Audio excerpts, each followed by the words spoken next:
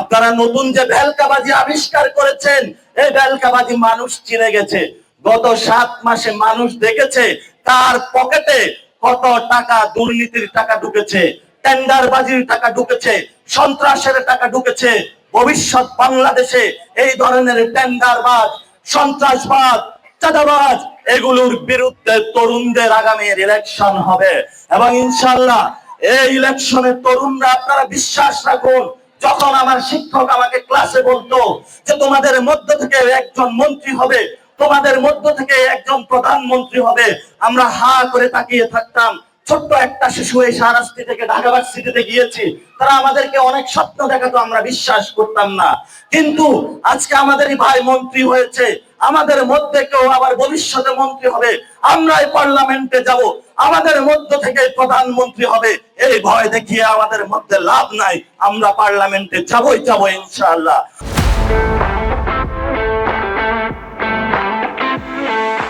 আগে আমরা গণভবনে গিয়েছিলাম, তরুণদের চোখ এখন পার্লামেন্টের দিকে।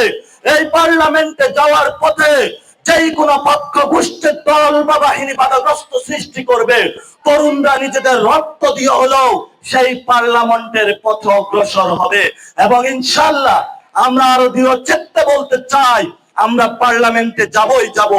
পার্লামেন্টের জন্য তৈরি হন, পাড়ায় মহল্লায় কাজ শুরু করুন, জনগণের মধ্যে যান, কোনো মহড়া দেখাবেন না, সন্ত্রাস দেখাবেন না, চাঁদাবাজি করবেন না, টেন্ডারবাজি করবেন না, মানুষের ঘরে ঘরে গিয়ে মানুষের কাছে মন জয় করুন। কারণ আমরা মন জয় করে হাসিনাকে বিদায় করতে সক্ষম হয়েছি। আজকে বিভিন্ন দলের রাজনৈতিক বৃন্দ সারাদিন বক্তব্য দিয়েছেন যে ৭১ আর ২৪কে সমান করে দেখার সমান নয়। আমরাও তো তাদেরকে বলি, আপনারা সেই ৭১-এর যে বড় পাঠাটা ২৪-এ এসে কোথায় গেল? আপনারা ২৪-এ এসে কেন রুমের মধ্যে ঘুমিয়েছিলেন?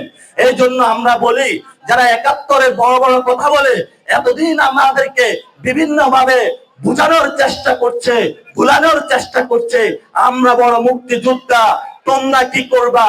২৪-এ এসেছে, এই মুক্তিযোদ্ধাদের আবার পরীক্ষা হয়েছে, কারা কারা সেই মুক্তিযোদ্ধাদের এই ২৪-এর মুক্তিযুদ্ধে মাঠে ছিল। আমাদের এই লড়াই চলবে, আমাদের এই লড়াইয়ে আপনারা বাধা দিতে পারবেন না। মেনে নেন, এটা মেনে নেন, এটা আপনাদের ভাগ্য। যারা আমাদের সিনিয়র সিটিজেন রয়েছেন, প্রিভিয়াস জেনারেশন রয়েছেন, আমরা আপনাদেরকে সসম্মানে বিদায় করতে চাই। আমরা আপনাদের হাসিনার মতন কোনো লাঞ্ছনা চাই না। এই জন্য সসম্মানে বিদায় হোক, তরুণদের হাতে ক্ষমতা তুলে দিন। বাংলাদেশ জয় হবে, বাংলাদেশ জয় হবে, বাংলাদেশের মানুষের জয় হবে। তরুণরা পার্লামেন্টে যাবে, পার্লামেন্টের পথ প্রশস্ত করা হোক, সবাইকে সে আহ্বান রইল।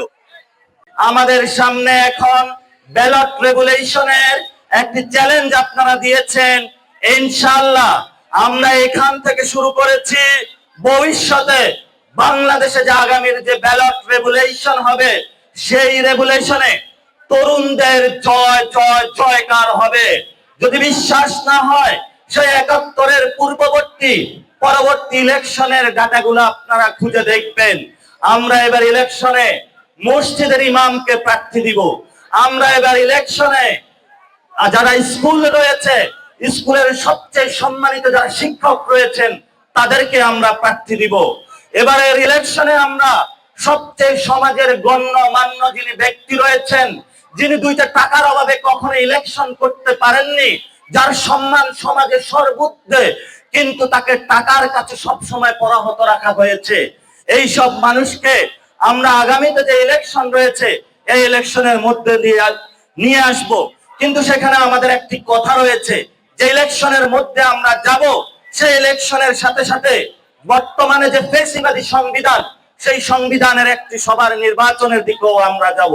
যে গণপরিষদ নির্বাচনের জন্য আমরা সকলকে ঐক্যবদ্ধ করে একটি নিউ কনস্টিটিউশনের মধ্য দিয়ে বাংলাদেশে একটি সেকেন্ড রিপাবলিকের সূচনা করব।